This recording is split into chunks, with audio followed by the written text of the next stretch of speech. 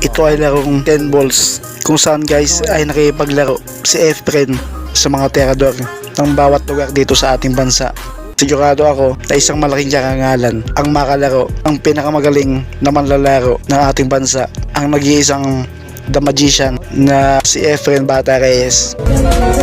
Bali ang titira dito guys yung kalaban Efren. Andito yung 1 ball guys, tapos nandito yung 2 ball.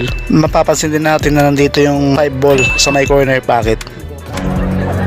Ano kayang gagawin ng kalaban ni Efren guys? Iko-combine niya kaya yung 5 ball na nasa corner pocket o magpi-placing na lang siya?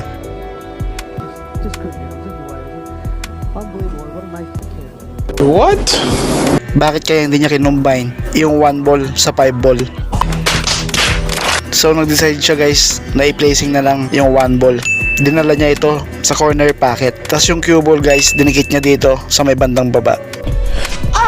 Ang hirap din nito guys, long distance. Tapos may mga nakabarang bola pa sa may gitna. What? Ano kayang gagawin na Efren dito guys?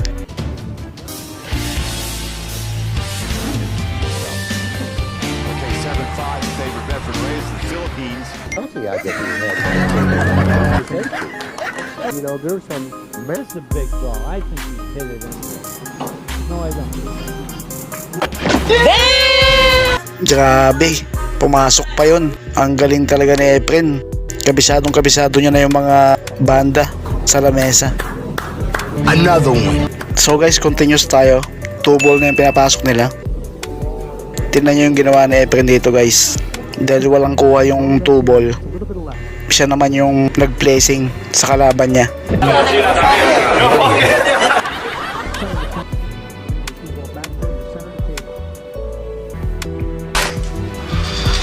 No. Grabe yung ginawa niya guys. Tagong-tago yung cue ball. Saan kaya babandahan ng kalaban niya to? Grabe talaga. Ang lupit. No! Ang lupit ng Pinoy legend.